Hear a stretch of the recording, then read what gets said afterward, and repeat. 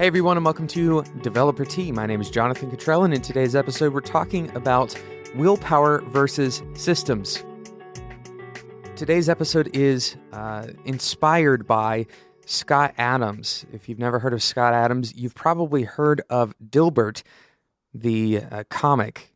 Scott created Dilbert, and he recently has gone on to write a book. The book is on Amazon. It's called How to Fail at Almost Everything and Still Win Big, kind of the story of my life. And I haven't read the entire book yet. One of Scott's assertions in a blog post, he said this is part of what he talks about in the book, but he talked about this in a blog post where he said basically that people should stop making goals and instead create systems. So Scott's argument is quite simply that systems encourage you to learn the nuances and to actually learn about why and how, rather than simply creating a goal. A system, for example, would be learning about how to eat healthy, how to eat in such a way that your body is fed properly.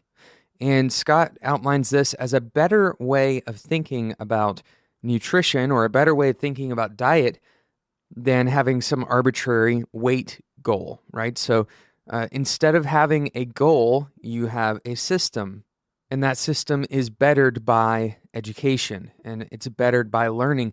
And I'd like to extend this thought from Scott a little bit further, because I break a little bit with Scott's idea that goals in and of themselves are somehow not systematically attainable.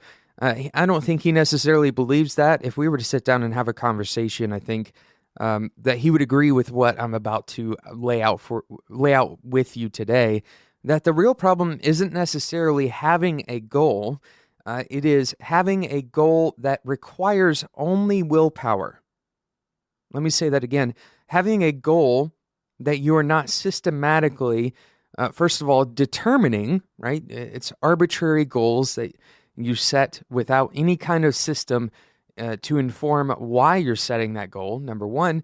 And also having goals without having supporting systems, such that the only thing that gets you to that goal is a constant drain on your willpower. So to reuse our dieting example, instead of constantly saying no to the foods that you do not want to eat, what you can do is create a goal based on your values. So you have to determine your values and then create a goal. And a goal is really only there to measure your progress, right? If you want to measure your progress, if you want to validate that the system is working, that's what a goal is for. So you may develop a value system that values health, personal, mental, and physical health, right? And you value health because you want to be your best self. These are very easy things to get on board with. So based on these values, you can identify areas where you're not necessarily as healthy as you could be. You may use an objective system to help you determine ways that you can actively invest back into those values, right? But you need to use these values and the systems in order to derive goals, right? So you're actively using systems both to determine your goals and to meet your goals, okay? So the system of healthy eating may help you define that your target weight is at some BMI point, or you want to measure your body fat percentage or something like that. And you can develop these goals by using a system of education, and then you can use that same system of education to inform the action along the path to accomplishing that goal. Because here's the reality. We only have so much willpower in a given day. And we've talked about heuristics on this show.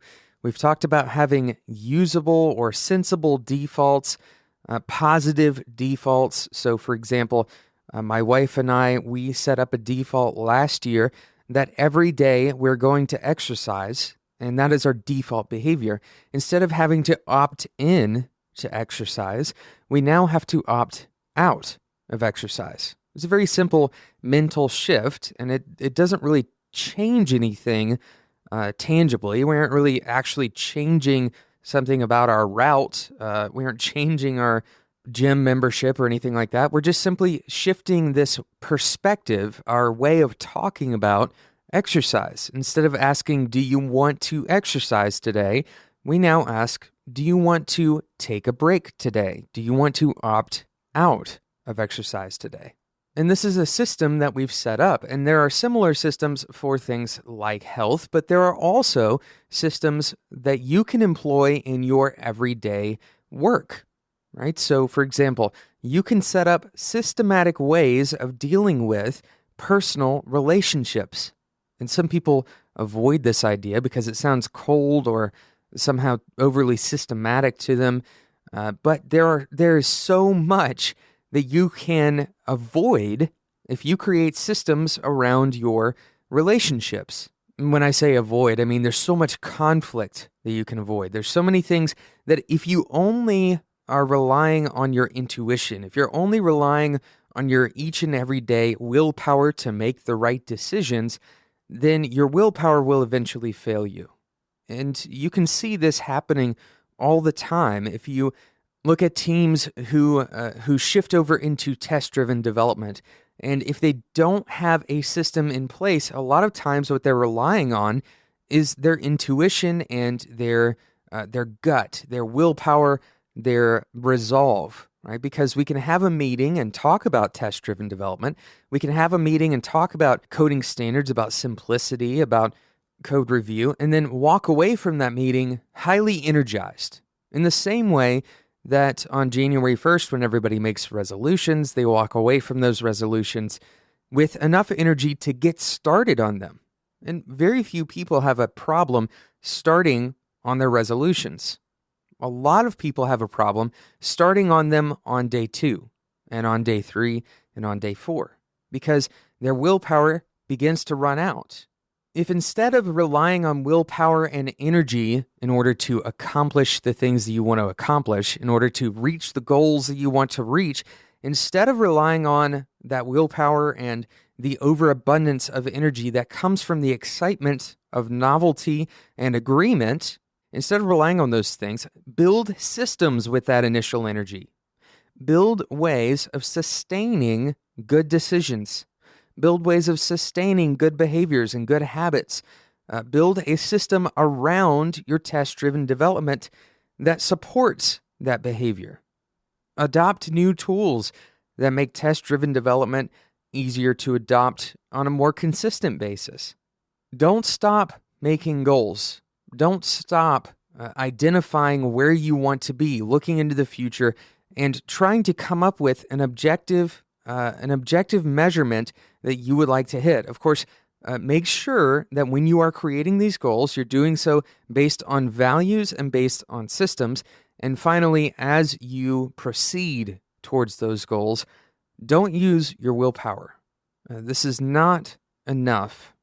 Willpower is a powerful thing, and it should be used sparingly because you only have so much of it. Willpower and energy and time, these are things that are not renewable resources. They're going to be used up. And if they're used up too quickly, you're going to end up failing. And the system that you put in place to limit your willpower expenditure, those systems are incredibly valuable. In the same way that the systems that you put in place in order to recapture time, these are incredibly valuable systems. I hope that you will consider the way that you are thinking about goals and how you are spending your energy and how you are spending your willpower, and start creating systems where before you were relying on your intuition and on your energy.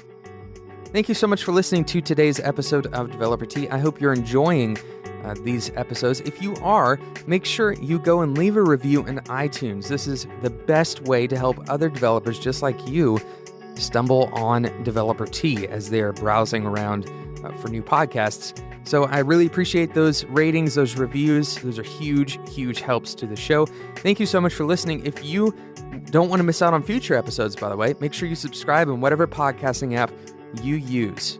Until next time, enjoy your tea.